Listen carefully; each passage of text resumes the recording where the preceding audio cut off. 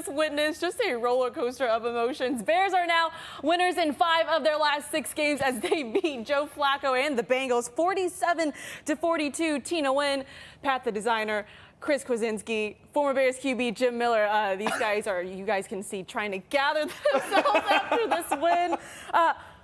What did we just witness in that fourth quarter? Because they were up at one point, 2 scores. Tremaine Edmonds' pick 6 completely wiped off the board, right?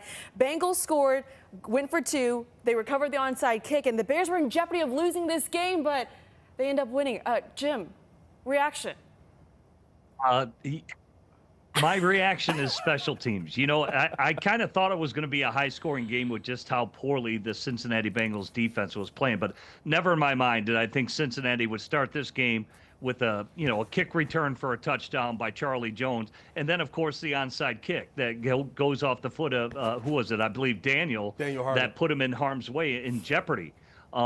Defensively, yeah, I think it says a lot where the Bears are. The lack of pass rush in the secondary, and it may be in the Bears' best interest to go out and get a corner before the trade deadline, because when you give up 495 yards, and I think Flacco had over 400 is what he had. One of the two have to be addressed: the pass rush and obviously a secondary player with all the injuries that the Bears have had. I never in my mind thought it would come down to special teams play and the defense playing as poorly as what it did. But the Bears offense, that's what Bears fans should be happy about. This is what they needed. This Bears offense needed to do what they did today, because that is a high-scoring offense, and I think the Bears' offense answered the bell. It's just all the other, it was like Lemony Snicket's, a series of unfortunate events, I think is what unfolded. Yeah, Joe Flacco today threw for 470 yards, 4 touchdowns, 2 interceptions. I was sweating there at the end of that game. You guys were running around freaking out, well, but okay. Now that we've kind of come down a little bit, give me your thoughts. I don't even know if I can say I've composed myself. But listen, this was a game where you knew the offense was going to have to step up. You knew that they were going to have to make big plays. And I think this comes down to Caleb Williams at the end of the game when the team needed him to step up the most, ripping that ball to Colston Loveland. That's the kind of quarterback. When you talk about what did you draft this guy #1 overall for, that right there is what you drafted this young man #1 overall for. And it takes time for you to get there. And there's going to be a lot of people that say you should do this versus this defense. This is a Bengals defense that, listen, as much as Joe Flacco got on us today, we got our own back today as well. But the offense, how Jim pointed out, the offense stepped up. The run game was phenomenal. Kyle Monangai, welcome to the NFL, young man. And in the moment you needed a player to make a play the most, Caleb Williams was there for this Chicago Bears team, ripping it to Colston Loveland. This is the ultimate Ryan Poles draft day celebration to me, right? Like, this is the culmination of all of my picks coming together to help me win a game. Yeah, Bears scoring 47 points today, the most they've scored since September 2018 against Tampa. Chris, what'd you like about this team today, especially the offense? I liked Caleb Williams. The last couple weeks, we've been talking about, is this going to be the guy? Is this the guy that's going to be the quarterback to break the quarterback curse in Chicago? In the last couple weeks, we haven't been able to say we moved in that direction, that we could definitively say he's the guy. Today we could. Today we could go out there and definitively say that we moved in that direction, even if it was just marginally, even if it was just a little bit. We moved in that direction with no turnovers, with a game-winning touchdown. We're talking about, Jim mentioned this before the show, outside of the 3 and out, this offense is basically flawless. Yeah. We're talking about a team that, for the first time in 9 years, went over 500 yards of offense. The last time was September 9th, 2016, against the Indianapolis Colts, a game that they lost when Brian Hoyer was quarterback, mind you. Shout out to Roger for that stat, too. This was a team that needed to score today. I remember seeing this game early on in the schedule, thinking, "Hey, that could be a real shootout there." Yeah. I mean, this is like a Wild West rattlesnake type shootout. The Bears somehow came out on top. I think it's really disconcerting to think about the special teams, which at the beginning of the season was not a problem spot. But now the last couple of weeks, we're thinking, this is rough. There's a lot of things, a lot of questions you got to look at. But look, a win is a win, and the reason they won is because of Caleb Williams. Yeah. Let's talk more about special teams because, I mean, last few games have not been great. Can't cover kicks, can't get explosive returns, and just can't make field goals, it feels like. Jim, what were your impressions today of the special teams? Yeah, it wasn't just the first return that went for a touchdown. It was really the 3 or 4 returns after that. It was pretty spotty when it comes to kickoff coverage. So that has got to get addressed. Obviously, the field goal, again, it's got to be a better operation. I do think that's within the distance where they can make that field goal, and that didn't go well either, especially when you're going to be in a high-scoring affair. So that can cost you a game. And then, of course, the onside kick. Obviously, when you look at Richard Hightower, they're going to have to address that because Daniel's in a catch-22 because his job is, as the frontline guy, he's got to take out the key guys that are screaming down on kickoff coverage. So it's not his responsibility to field the ball, but he's got to be aware of where the ball is. He's taking on those key blocker or trying to block those key guys that are screaming down on the onside kick. And so it's just more awareness. It's something that Richard Hightower is going to address, and it could have put the Bears in harm's way today. Defense and special teams, I thought, were the 2 areas that were lacking. And to me, all the bigger penalties were on the defensive side of the ball. How about the late, I think it was in hold or intentional contact or unintentional contact on Nashawn Wright? Really, it was the defensive side of the ball. They looked like they were going to be heroes with the 2 back-to-back interceptions, but there were penalties on those plays as well. Obviously, Edmonds was down on his, but when you look at the Byard, that was a key penalty. That could have been a pick 6, and then maybe the game's over at that point. So defense and special teams is where you point the finger at here. Yeah, I agree with you 100%. I think that was the thing for me. It wasn't the Daniel Hardy one. When I looked at it, I was like, he's doing his job, but you don't know where the football is. The only thing on an onside kick you need to know, especially in that situation where it doesn't go 10 yards, is where is the football? I thought that, he's focused on doing his job. That's a good thing for D. Hardy. But you have to understand the situation that you're in at that point in the game. Situational awareness has been one of the biggest things that we've talked about at times. Is what we talked about with Caleb Williams last week. This week, now we're looking at special teams and defense kind of failing in that moment. I thought as well, right, situational awareness. You get the holding call on number 20. Walker. Was it Walker? You get the holding call there, and that's a big return from Devin Duvernay that could have set you up for another good offensive possession there. Those are the moments where it's like you have to understand when you're in the play, when you're out of the play. I felt like he, at that point, was already out of the play. That brings you back. Those are the small things that lose you football games, and one of the major reasons why you almost lost this one. I mean, you talk about special teams, too. When you talk about that, Jahdae Walker, specifically that hold, that was a guy that you brought on because you believe in his talent, you believe in these moments, but he's got to earn his way through special teams, and that's a little disappointing for a young guy to see a moment like that. But I think the most disappointing part of special teams for me is the kicking, is the kicking game, excuse me. Because, I mean, now we're slowly encroaching a point where you have to make a decision. You have to make a decision of whether or not you elevate Jake Moody for the rest of the season, because Cairo, his distance has not been there. It's not been one of his strengths. He's very consistent from within 50. But, man, there's some times when you look out thinking there's a lot of kickers that can make different kicks in this league, and it's a long kick league now. And especially now where we were sitting here thinking about the kickoff after they scored to go up with 17 seconds left. It's like, can he get this kick into the end zone? There's questions you have to start asking about Cairo, and there's questions you have to start asking about special teams too. Like you said, I'm not too worried about Daniel Hardy because that's a guy that has made special teams plays in the right way before. But right now, these questions are going to have to be answered this week because it doesn't get any easier going on from now on. Daniel Hardy, someone who always plays hard. Jim, is it time for the Bears to move on from Cairo Santos? I mean, what do you realistically really do there, especially with Jake Moody on the practice squad? Oh, I know this about Moody. He's got an extremely strong leg. I think we've seen a record number of kicks over 50 yards. That's why San Francisco drafted him in the 3rd round. Kicking is a very nomadic life. Kickers can get the yips, in my experience, at any point in time. And unfortunately for Moody, he got him at the wrong time out there for San Francisco. But his history suggests he's got the stronger leg. He's the younger player. So I'm not going to argue about that point. I think if all things are equal, and they're not equal, because I think Moody is the better kicker and he's got the stronger leg. And you've seen a lot of teams this year move on from their kickers.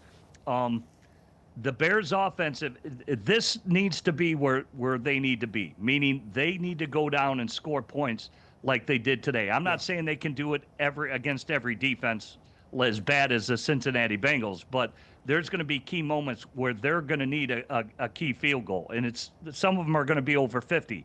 And I think Moody gives you a better opportunity if that is indeed the case.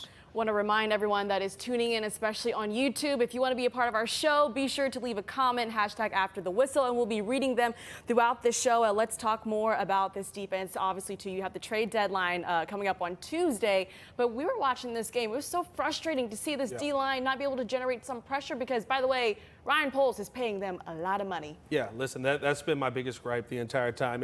I understand you don't have the DBs right now. Nashawn Wright had a terrible game today, but this defensive line is your defensive line.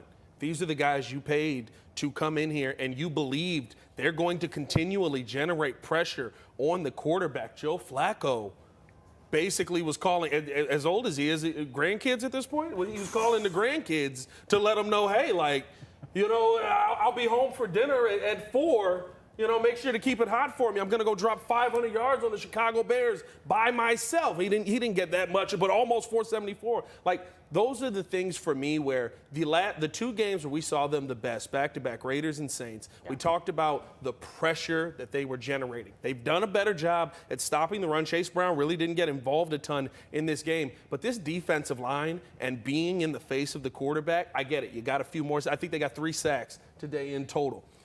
I would rather have pressure all day over sacks because it makes quarterbacks have to make quicker decisions. And you had Joe Flacco today standing back there just biding his time, waiting for T. Higgins and Jamar Chase to find their way open. That's unacceptable.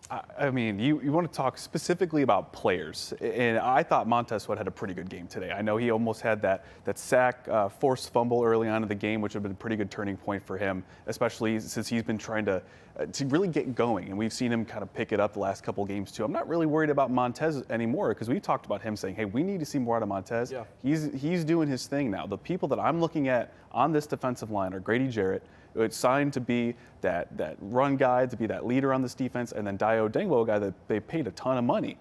We heard earlier this week from Ben Johnson saying, hey, when he's rushing on the inside, when we can pin our ears back and we can put him on the inside, that he's having great games from interior as a pass rusher. But we need to see more from the edge, and I think this was a game where you're like, we needed to see a lot more there because this Bengals offensive line, and if there's anything I know about the Bengals offensive line, and a friend of mine, a big Bengals fan, was always telling me leading up to this game, like, hey, like, it hasn't gotten any better. I'm like, I feel like ever since we were roommates in 2016, the Bengals have been trying to improve their offensive line, and it's still in that point where they were in a position to be taken advantage of. Yes. And the Bears just were able to do that consistently. They had good plays. Montez, I know Gervon Dexter Sr. had some good plays too, but Dio, I know he got hurt in the end of the game too, but from the edge, you need more there. You need more from Grady Jarrett too. Joe Flacco, by the way, was not 100% today. Was not playing 100%. Sprained AC joint. Yeah, they signed him on, they traded for him on October 7th. By the way, his 470 passing yards, that's a new career high for him. But Jim, when you look at this defense, what concerns you the most?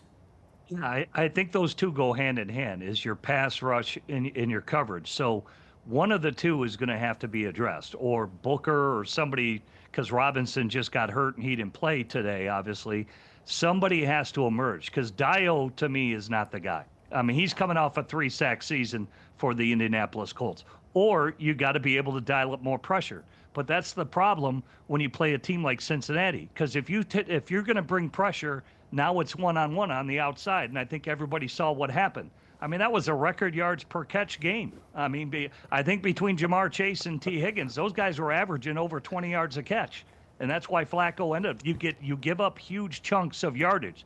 I think it's a good signing to get C.J. Gardner-Johnson on a Wednesday. That guy started. They actually blitzed him today. The problem is the outside guys can't hold the coverage that long. You have Stevenson on one side, and I agree with Pat. Nashawn Wright, this has happened even back in the preseason. Go back at that last preseason game against Kansas City.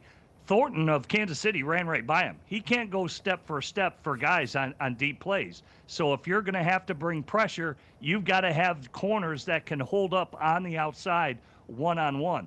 And to me, the Bears are a corner, if not two, light in that area.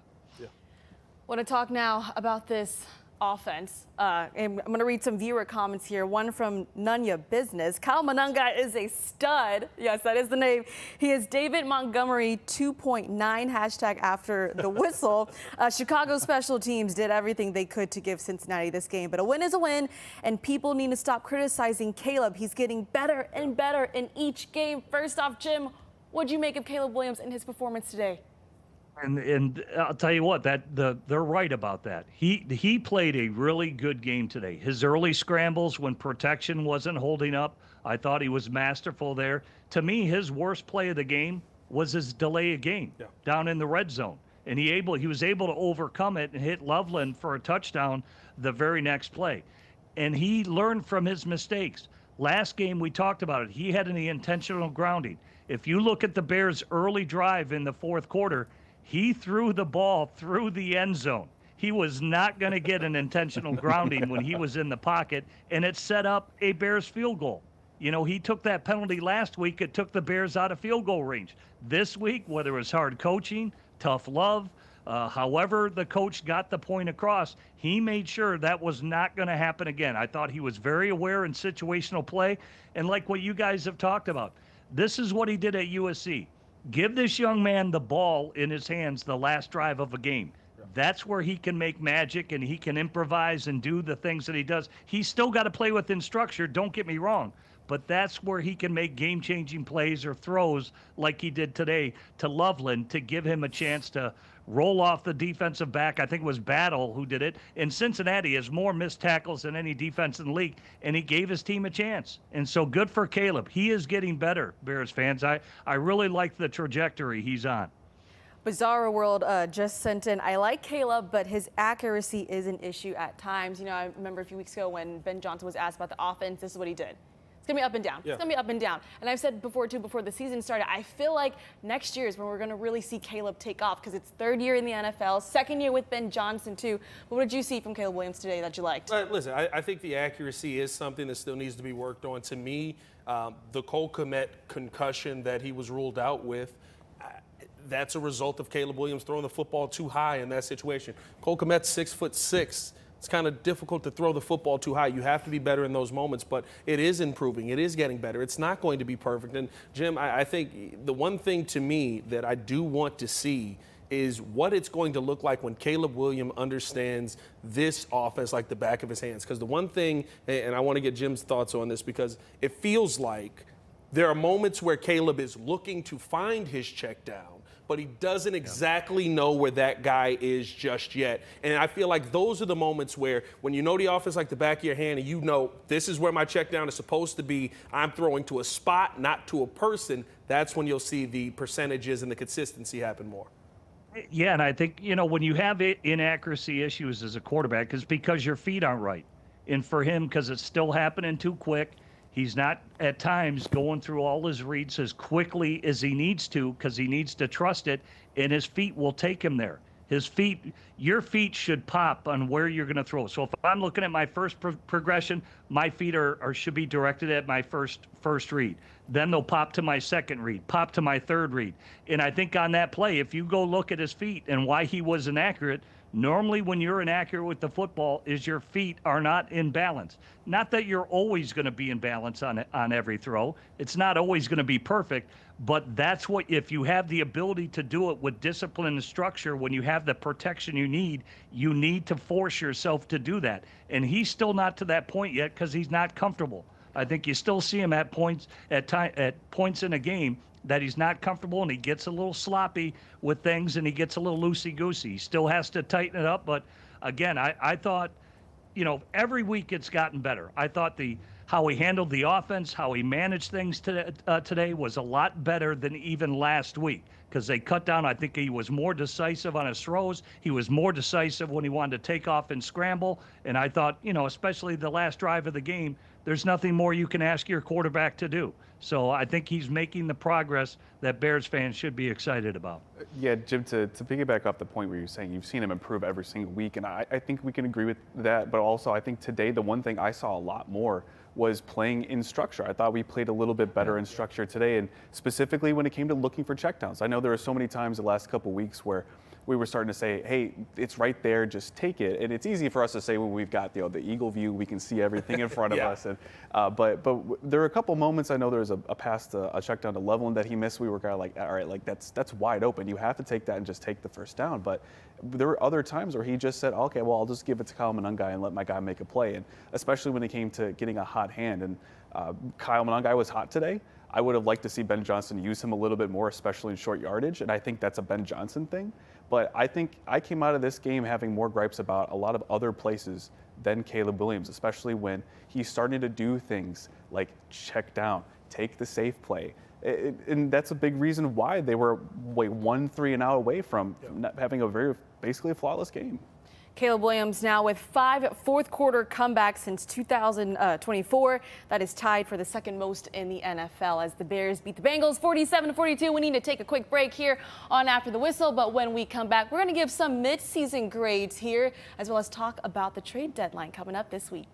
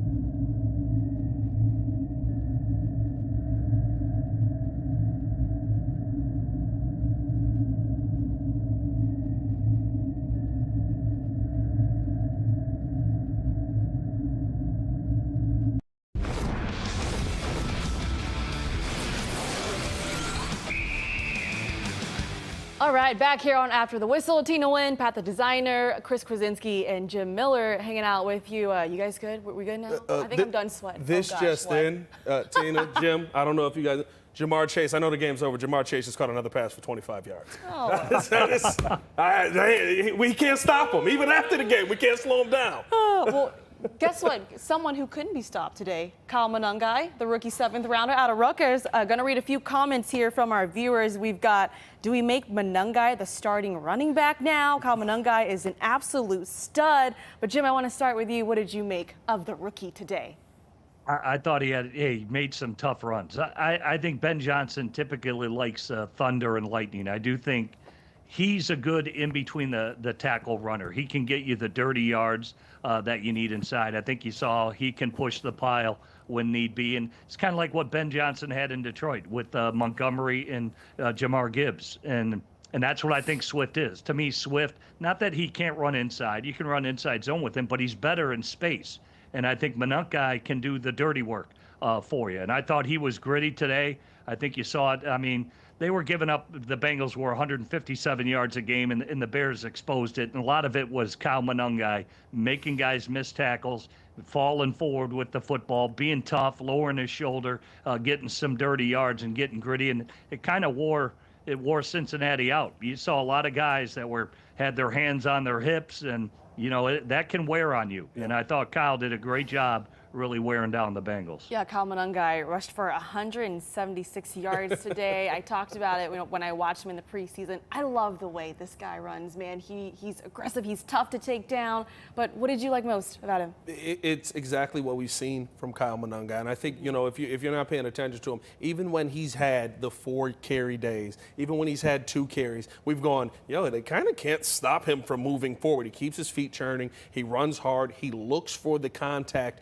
and looks to run through that contact. I wasn't surprised by the day that he had today. 174 is a little crazy. I don't know if I expected that, but I think what it did, to Jim's point, it opens up that thunder and lightning consistency. Remember last week when dealing with the groin injury, Ben Johnson, I think he gave 14 carries to DeAndre Swift. Kyle Monangai was back down to 5 carries on the day, I want to say. To me, this now affords you the opportunity to kind of run a little bit of maybe Swift gets 10, maybe Monangai gets 10. What we saw from Montgomery and Gibbs in Detroit, where there were times where guys got full drives to go out there and try and operate, to build that lather up that running backs often need to be able to navigate through the defense. So to me, I think I don't know if I'm going to say, he's the starting running back or you're looking to move on from DeAndre Swift, but what it does feel like you could have here is the confirmation that you have to have this young man a part of the game plan week in and week out. All right, let's talk about some midseason progress report. Remember when we were in school, we'd always get some kind of progress report here. We're midway through the season now. Yours weren't great? Mine's weren't great. Mine were okay. It was usually a conversation of like, you've got 3 weeks to get this right. Did you get it right in 3 weeks? I usually got it okay. All right. I got it okay. All right. Well, let's start with this Bears offense. Chris, what kind of grade would you give? I give the Bears offense, I give it a B. I give it a solid B. I think we're at the point where we're seeing, this is a 47-point day. The offense scored all 47 points. There's no special teams, kick return touchdown. There's no defensive touchdown. It was all on the offense, and they got they just moved. We've seen this offense move the ball consistently. Ben Johnson mentioned it last week that we're moving the ball, but we got to finish in the end zone. This was that day where they proved, hey, we can finish in the end zone, guys. And I know it's the Bengals, but I know we've talked about it before, but there's that cliche of as long as you see the ball go in the basket once, okay, now we're starting to understand. Yeah. We're understanding the system. We're understanding how it works. And is it far from perfect? Yeah, absolutely. It's very far from perfect. I think getting Kyle Monangai more into the offense there is showing how confident that running back room is. When I was talking to Britton Brown earlier this week, he was saying, hey, every single person is confident in this room. And I think that's a really good testament to Eric Bieniemy. But I think it goes forward into the problem spots where we're seeing the offensive line is still struggling. We're seeing the quarterback position improving. We're seeing the wide receivers that started out really hot starting to taper off a little bit too. But I think we're starting to see a lot of positions kind of level out in the point of this is a good offense. It's not great. It's not iconic like it was last year with Ben Johnson in Detroit, but it's good. We're starting to see a path for it to get to be great. Going into this week, one of the focus and emphasis for this team was red zone, right? And today, 4 for 6 in the red zone. Jim, what kind of grade would you give this Bears offense? Yeah, today was a good day. Part of that was Cincinnati. I'll give them a C+. I would have given them a C, but I'll give them a plus add a plus today. So I think they're a C+. They leave a lot of offense out there. There's still better pass protection that needs to get done. I love how creative Ben Johnson is.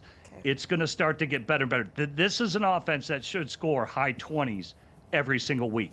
They haven't done that up until today. They've been able to do it. And I think that was more about Cincinnati's defense. But moving forward, it should be getting to the B plus level, if not A- by the end of the year, in my opinion. So they're making a ton of progress, in my opinion. Ben Johnson has said what he expects this team to be playing their best football in December. What kind of grade would you give? Listen, I'll split the difference. I'll go B-. Reason being, I think that there's been a lot of C and D performances where you say the offense was okay, but other things had to pick you up in those moments. But today, listen, today was an A+ day. And trust me, as somebody who had to get those grades up real quick, when you throw an A+ on there, it gives you the boost you need. So I'll give them a B- for the offense on the season. It's going to be up and down. And honestly, most of the season probably is going to level out around that B to C area. But what you're hoping is from now on that you start to see what you saw today a little bit more consistently. Today was the first day of the season, I would say, even including that Dallas game where we put up 41, where you saw a marry of the run and the pass today. Usually we've seen one or the other get themselves going.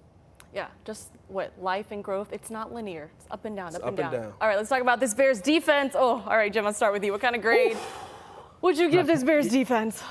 Hey, I love them in terms of the turnovers, what they did the previous 4 weeks leading up to today. But no, to me, it's a D. You know, there's not enough pass rush. I think because of the secondary issues, it's below average. I do like the safeties. I think Stevenson needs to get back into the mix of things here. But to me, they're light about 2 corners. And maybe they will, like Tariq Woolen. I think Tariq Woolen is going to be available out there for the Seattle Seahawks. He's got the length and the speed that probably Dennis Allen is looking for. But to me, they're 1 or 2 light.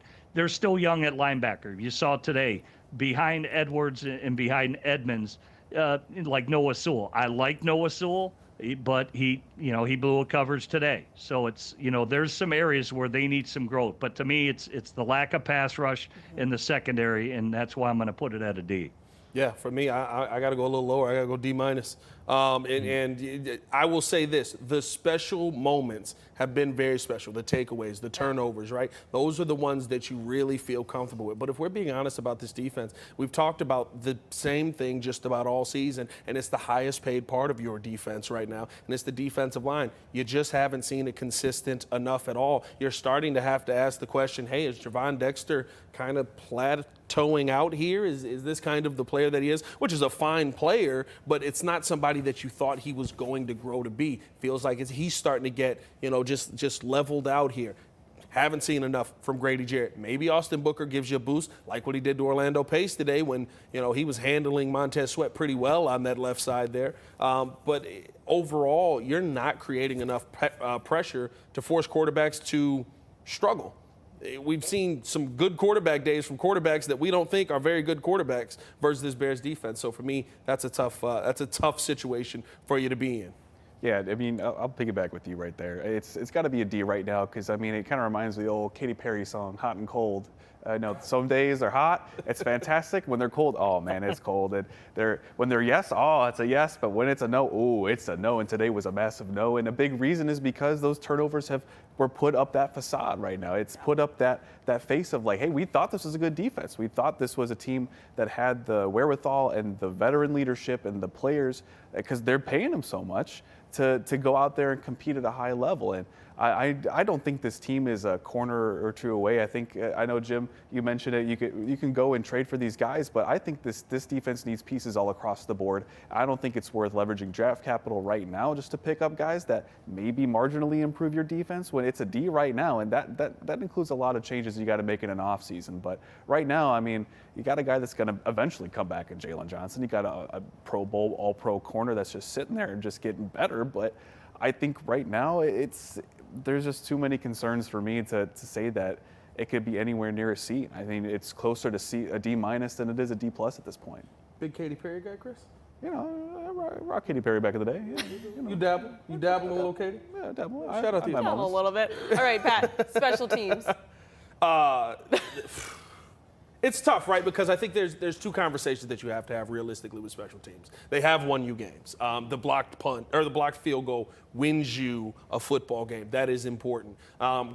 Jake Moody's game-winning kick wins you a football game. So there are the highs that you have to have. But I think that those have masked some of the lows that we've seen. And so I have to go. I'm sticking with kind of the same grade here. I got to go with a D. I'll go D+ maybe to say that there's those high moments, but the problem with me on special teams is the wins have masked the fact that all season this team has struggled to stop the kickoff and has allowed big returns almost in every single game. They have struggled completely with this kicking game, and there's been a ton of questions there. The one time it felt like it was secure, it's from the other kicker who maybe he gets the job, maybe he doesn't. And I think just on the general special teams overall, Cairo Santos gives you a little boost. I'm sorry, not Cairo Santos. Torrey Taylor gives you a little bit of boost where you feel like, he's starting to really show what he can do with his leg. But outside of that, there's more questions on this special teams unit than there are answers. And they're questions that I think it's time you got to start asking on Richard Hightower. Chris? I mean, it's tough. It's tough because the highs of this special teams unit won them games. Yeah. The lows haven't lost them games. It came real close today oh, it came real close today, but the lows haven't lost them games just yet. But I think it equals out to a C-. And I think right now you got to start asking questions. I think you go to the offseason and start to say, hey, was it really worth having Jahdae Walker have this roster spot over a Tyler Scott, over a guy that played special teams really well? But those are questions that, I mean, it's tough because Tyler was going to have to work his way to earn a roster spot with the Bears, but it's one of those things where you have to go all the way to the top. I mean, there's so many things. It's the holes, the penalties, it's the missed assignments on blocks. I mean, we've seen Devin Duvernay get solid returns, but how many of those were wiped out with a penalty? And I mean, the kicking game, we've already talked about the back and forth there. I mean, it levels out to a C, maybe a C-. I mean, the extremes are what make this unit. I like how detail-oriented they are, like Scott Daly noticing the snap thing with the Raiders that led to the blocked field goal. And there's some guys individually on that special teams unit that get it, that are top-tier players, but there are a lot of them that are holding them back. Jim, what about you? Yeah, it's a C for me. The best part is Torrey Taylor, their punter. That guy's a game changer, and he can flip the field. And it tells you about the Bears, the bottom of the roster. It's the first year of Ben Johnson, and typically, what are the bottom of the roster players? Those are players that Richard Hightower is going to fight for, that, hey, the backup linebacker's got to play special teams, and he's got to be a good special teams player. So I think what you just made a point about is about a guy like Tyler Scott, who is a special teams demon. You know, those guys are important for your team. And so I think, you know, probably those fights, because nobody knew how the dynamic kickoff was going to work. And I think a lot of teams are still fighting what type of guys are we going to put on kickoff return? Are we going to put or pick kickoff coverage? Are we going to put the bigger guys, or we're going to put the speedier guys? I still think some special teams coaches are working that out, and that is going to affect the bottom of your roster. And so, yeah, so I'd give it a C. The best part is Torrey Taylor, their punter. That guy he is a weapon that nobody knows about. All right, Jim, what kind of grade would you give Ben Johnson now? Ooh. Yeah, I'd give him probably a B-. I'd give him a B-. I think the offense, he's agreed, it hasn't come along fast enough. It's probably at the pace of what it should be for a first-year head coach, but he's going to put the blame on himself, and he's bringing along a young quarterback. He's learning how to be a coach. We saw the opening gaffe of, you know, not kicking it through the end zone or kicking it out of bounds, where he's made some mistakes as a coach. But I love this about him. I love his tough-minded approach. I love his demanding style, because I think when you challenge highly competitive players and pro athletes, they will respond. And I think Ben Johnson is getting the response that he's needed. It may not have come as quick enough as he's wanted it to, because the Bears have been a bad team. I think we know that. There's still going to be a lot of roster changes. So it's not perfect for him right now, but I'd give him a pretty solid B to a B- with where they're at. I don't think anybody thought they'd have the wins that they have right now currently at this point of the season. This may be hot take. I'm going with an A. Ben Johnson's developing the quarterback. Ben Johnson has the offense starting to figure it out. Now, again, versus the Bengals, we'll see. I think he's made coaching decisions this year that have won the Chicago Bears games, one of those challenge flags that he threw. And I feel like he's doing everything that we've asked him to do. Oh, by the way, he's doing it while when he was in Detroit, 1-5, 1-6, right? 5-3 right now for the Chicago Bears. So doing that while winning, that's a great day for me. I got to go A for Ben Johnson. Look, I'll give Ben Johnson a B+ because there's still some questions you got to figure out. There's a left tackle thing that I think we're still going to see players rotate in and out of there too. But I think right now the Bears are winning games they've lost in the past. The Bears are winning games they've lost recently in the past. He's got this team believing they can win games. That's a B+ for me. If he can get some of these questions figured out by the end of the season, he's an A for sure. All right. Lastly, Caleb Williams. Jim? Caleb, I'll give a C+. Yeah. I still think, he's making a ton of progress. He's extremely talented. He still has a long way to go. Right now, he just needs a lot of polish. He's got to continue to do what he's doing. Coaches being demanding with him. And I see him responding. I see him, he's like today. He didn't make the mistake he made a week ago. So C+, and we know he's got an A+ grade that he's got to reach. So he still needs a lot of polish, a lot of work to do, but it is getting more consistent, I think, week in and week out. So he's making good progress. And from when I saw him at training camp, I would have given him an F. So to get into the C range, he's made a ton of progress. No, agreed. You can't say it's been amazing this season. I'm going to go with a C+. I feel like Caleb is improving a ton. I feel like this is clearly the best day that we've seen from this offense as a whole, and he was the commander of that. He kept everything really on track today in one of the most tense moments that you can be in. You were up 2 touchdowns. He had to think this game was over. And then all of a sudden, I got to go out here and lead a game-winning drive. I'm going C+, moving in the right direction, very similar to Jim. I'll give it a C+ too, especially when you compare him to the last 2 guys that the Bears had,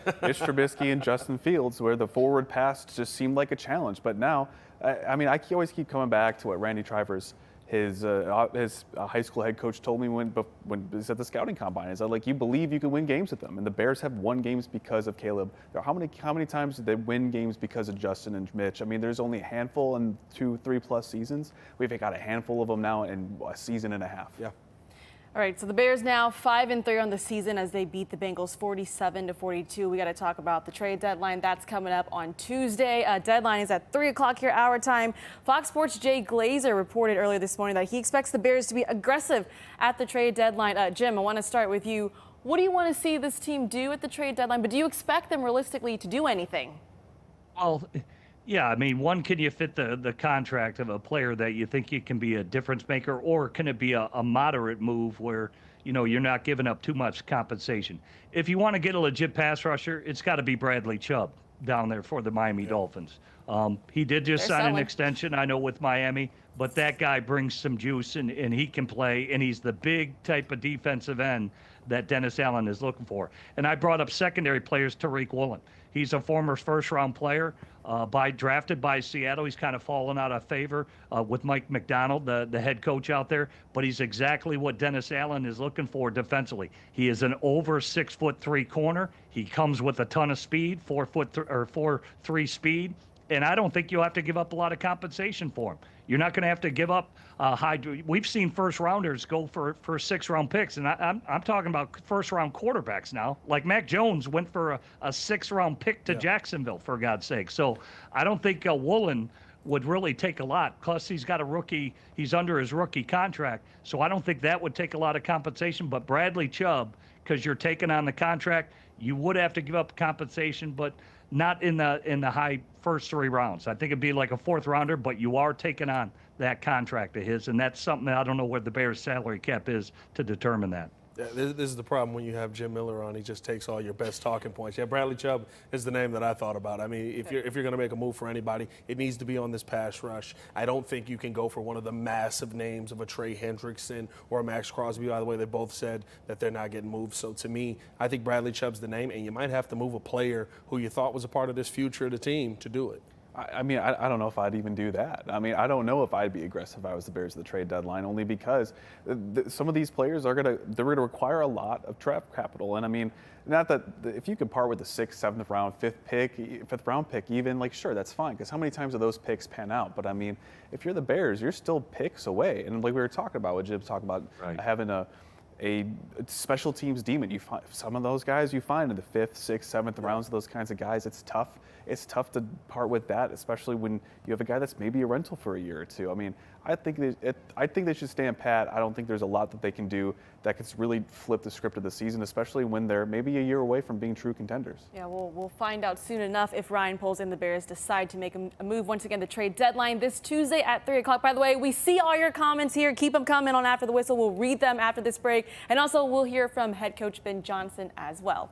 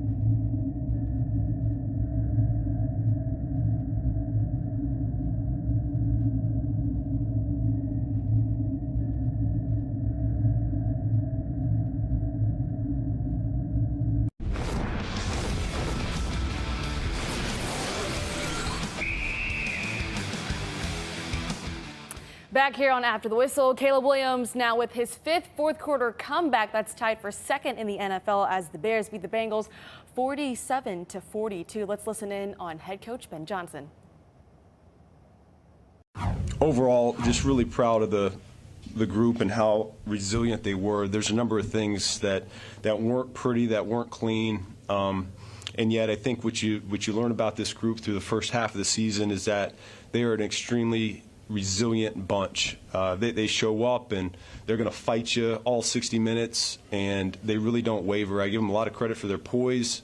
With the way that game went, you're up 2 touchdowns in the fourth quarter, and they get the onside kick, they take the lead, and it's easy to fold. And our guys didn't do that. They kept the faith and found a way to come out on top. And so there'll be a lot of tape that we can coach off of and we can clean up. I think the best thing is you go in the locker room and it's an exciting win like that, and yet there's a number of guys that are pretty disappointed with how they played. And so I think that's the sign of a good football team, is they can recognize it immediately, and we're going to be able to clean it up and get it fixed. So, you don't apologize for winning in this league. It's too hard week in and week out, especially on the road. And so, it's as a coach, you don't take these things for granted. So with that, I'll go ahead and open it up. Ben, what was the emotional experience for you in the last 2 or so minutes? I try to keep it pretty steady. I mean, we were on top of it. I just try to keep level-headed in terms of making sure we have enough time for our own rebuttal. And so we're using our timeouts, and, that's kind of worst-case scenario, but you're kind of thinking that way and making sure that you got a chance. And, we came back, and we needed a field goal, and just about a minute left in a timeout. So we felt pretty good about that scenario. It's easy to go up and down and ride that roller coaster, but I think the coaching staff did a pretty good job just staying level-headed throughout. It looked like in the sequence that you're talking about with the Bengals going in, it looked like you weren't conceding anything, but you were preparing for at least the probability that they were going to. Yeah, and you could see it in their intent as well. They got down in the red zone, he started running the ball to try to drain some of the clock off, and so, that's part of that game, is they want to have the last score themselves and win the game, and we want to have enough time just in case to rebuttal. So, that's the strategic part of it that can be a little bit fun. What's going through your mind on Colston's play? Were you thinking, okay, he's got it, he's going to be in field goal range, and then he kicks off and runs away from everything? Yeah, I just told Jeff that I was hunting one coverage there before halftime and end of the game in the 2-minute scenarios, and couldn't get it. There was probably 3 or 4 calls I had, and I just didn't get it. And then finally we got it on that particular play, and Caleb did a great job seeing it, delivered a good ball. Figured it was going to be explosive. Wasn't expecting it to be a touchdown, though, and I think that was Colston's speed just taking off and going for it. So it was good to see. We needed it. On that play, is Colston the number one? Yes. Yeah. We've gotten used to how you've talked about how even-keeled you are. I mean, how challenging was it, though, for you in those final 2 minutes to really stay? I was actually probably more even-keeled then than I was earlier in the game. You could ask our offensive coaching staff. I'm not too. I can say some things on the headset that aren't too pleasant, but no, I think overall, I think the whole group, coaches and players, they handled it really well. Ben, how about Caleb's ups and downs throughout? Speaking to coach throughout the week, we knew that this is an explosive offense. They can score at any moment. They can score. He said it before the game, a day before the game or so, that we get up by 2 touchdowns. Don't feel good or comfortable or anything like that. And that's what they did today. I mean, they made plays, and we knew it was going to be a shootout. We knew it was going to be one of those games, and obviously we have to play better on different sides of the balls and things like that. But us coming through in this way, I think this has been really the only way that we haven't this year. And so being able to show all the variety of ways to win the game that we can is really important for our confidence as an offense, as a team, and things like that. And the guys after the game, it doesn't matter that they put up how many ever points they put up. We're all excited for this win. This is a big moment for us, to be able to go into this next quarter of the season 5-3. What does it say about a team that after the onside kick and they score to go ahead of them? A lot of teams wouldn't have been able to. Yeah, that's what we are. When things don't go our way, when adversity hits, we find ways to win for each other. That's it. I think that's been what it's been this year. Offense not scoring, defense shows up. Defense and offense may give up a touchdown. Special teams puts us in good field position. We kick game winners and things like that. Today, we have to put up a bunch of points to be able to help our brothers. And I think us doing that today builds confidence in those guys on the other side of the ball. Obviously our side, but the other side of the ball, building confidence that they know that we have their back. Caleb, your final pass today, can you just take us through that entire sequence? Yeah.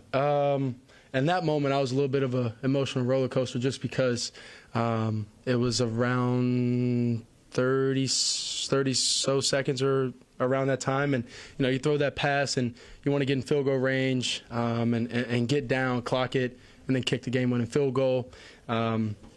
Colston made a great play. O-line blocked well. Threw a solid ball to Colston. He made a great play for us, bouncing off a few tackles and taking it the distance. And so, in that moment, it's like Steph Curry with Steve Kerr, where it's like, oh no, yes. So that's where I was in that moment. Like I said, Colston made a great play for us. That's why he's here. You're a little nervous he's going to get caught there? Yeah, I was. I saw. I think it was 28 starting to track him down, and I was like, "Let's go, Colston. Pick up the legs and get in the end zone. You've took it the distance now. Go finish the game." Ben said that he was looking for coverage. You just heard from Bears head coach Ben Johnson and Caleb Williams there. Guys, this team, we were just talking about it, up 2 scores with about 2 minutes left to play. And for one moment, I thought, okay, is this team about to completely have a meltdown? But today, we saw them pull out with a win here. Jim, this has to give them certainly confidence that knowing that they can win these kinds of games. Yeah. Well, I think you got to understand that anything can happen in the National Football League. You just got to keep playing. No matter what bad things happen, you just keep playing. I go back to 2001. We were down 3 touchdowns to Cleveland, and we scored 3 touchdowns and won the game with literally less than a minute left in the game. So anything can happen with highly competitive individuals that are extremely talented. I think the coach said a couple things there. He was diligent with his timeouts. Caleb was aware of it because he got the key scramble that they had the timeout left to use that set up the big play that coach said he was looking for. I was hunting for a coverage, he said. I was hunting for a coverage. And finally, they lined up in that coverage. And what do we know about Caleb? He's good with his first read. And sure enough, Loveland was his first read. The rest is history. The coach played it beautifully with how we saw it playing out, the timeouts that were left and managing the clock. Caleb did what was required of him, so everything hit on cylinders where they were able to make this great comeback. But it's a lot of work. It's a lot of dedication, and I give Coach credit because he prepared him. We're going to be in a shootout. We could be up 2 touchdowns, and this game is not going to be over. So they knew they were going to be in a grinder, and it ended up being a grinder today. We just heard Caleb Williams make an NBA reference with Steve Kerr and Steph Curry there. Love the story you just shared, Jim, especially when you were playing back in 01.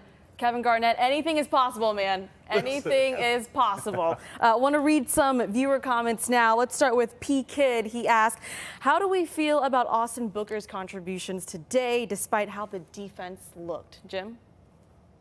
Encouraging, need to see more. Yeah. He's been a preseason wonder.